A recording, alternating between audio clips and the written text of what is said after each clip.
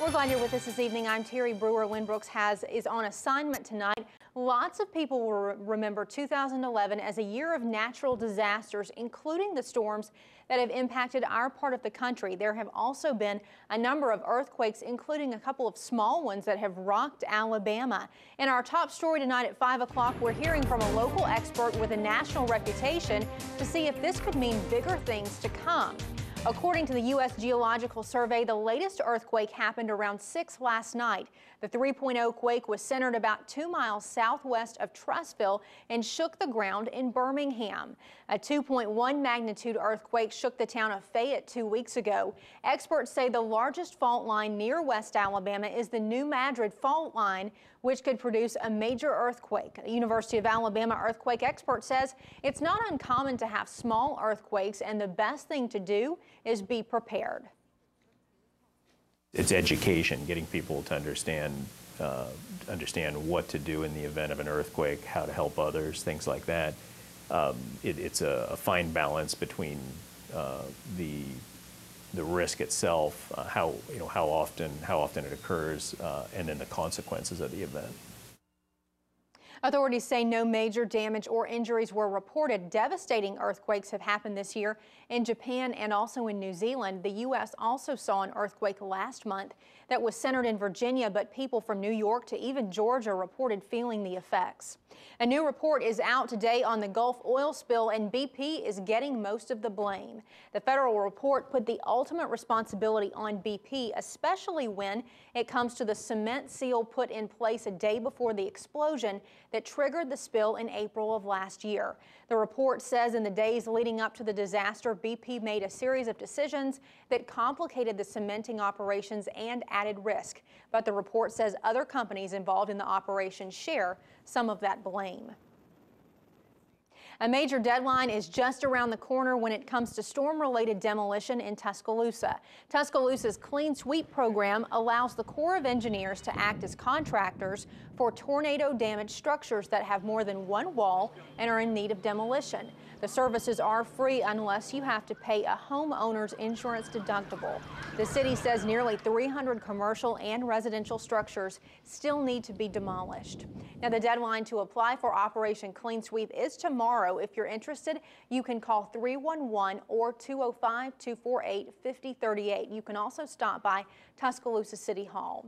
Tuscaloosa's April 27th tornado-related death toll now stands at 51.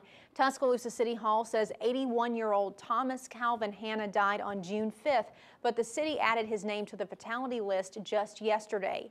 After talking with his relatives, officials determined Hanna's death could be linked to the storm. The mayor says the elderly are more susceptible to health problems related to the storm. Hanna took pictures for the Tuscaloosa News before he retired in 1994. He suffered from Parkinson's disease. More changes are coming to trash, garbage, and recycling pickup in Tuscaloosa. Starting next month, garbage, trash, and recycling will all be picked up on the same day. Pickup will be Monday through Thursday unless Monday is a holiday.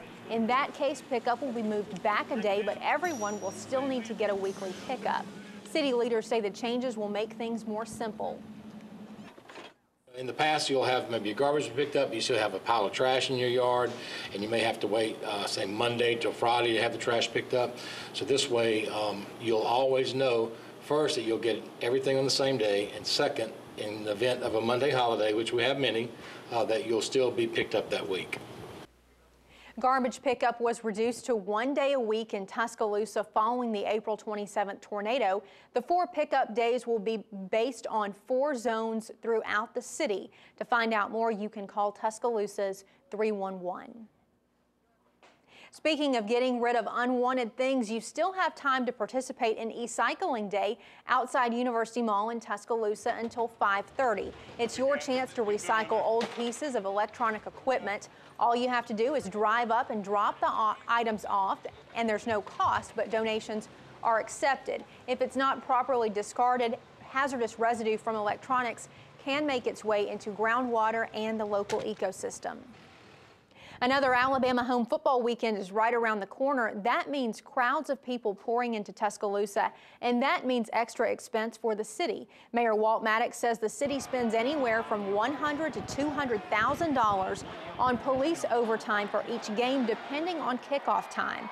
The mayor says some cities around the country charge an additional events fee tacked on to the ticket price.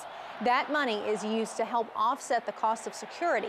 The mayor says this isn't something he's suggesting now, but it may be a possibility for the future. Tuscaloosa City school leaders are talking about new buildings, including the new Tuscaloosa Center for Technology, at a meeting that will kick off in about 30 minutes. The called meeting starts at 5:30 at the Tuscaloosa City Board of Education building, and it's open to the public. Tuscaloosa City school leaders will look at their 5-year plan for the future. Facilities Director Jeff Johnson says rebuilding the schools impacted by the April storms will be included. Also in the plan is the new Center for Technology on the old West Lawn Middle School site. Johnson says the building should be ready by December of next year.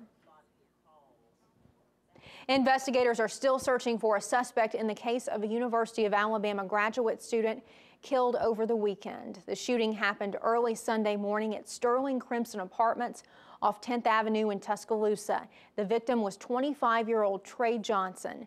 The Tuscaloosa Metro Homicide Unit says Johnson was shot walking from his car. A homicide unit spokesperson says there's nothing in Johnson's background that would have put him at increased risk for violence, so investigators are not sure Johnson was the target of the shooting. If you have information on the case, here are some numbers to call. The Tuscaloosa Metro Homicide Unit, 205-349-0518, or Crime Stoppers. You can make a confidential call to Crime Stoppers, 205-752-STOP. Be careful and think ahead. That's the message from Beth Holloway to students at the University of Alabama. Holloway spoke to students at the Ferguson Center last night. She's the mother of missing Alabama teenager Natalie Holloway. Beth Holloway urged students to think their plans out before a night on the town, whether they're at home or abroad. Natalie Holloway went missing on a high school graduation trip to Aruba in 2005. She was set to start school at UA that fall. Today marks a milestone for a special place for many people in Alabama, the Big Oak Ranch. The Big Oak Ranch was founded by former Alabama football star John Croyle. The boys' ranch is in Gadsden and the girls' ranch is in Springville. Today they announced a record for the number of children living at Big Oak, housing 120 kids. Big Oak Ranch is a home for children between the ages of 6 and 18 who have been abused, neglected, or abandoned. The ranch has 20 kids in college, and they expect to have up to 39 in college within the next 18 months. Coral says it's not just about helping kids, it's about helping future generations. We're breaking the cycle and breaking the cycle of abuse, neglect, abandonment.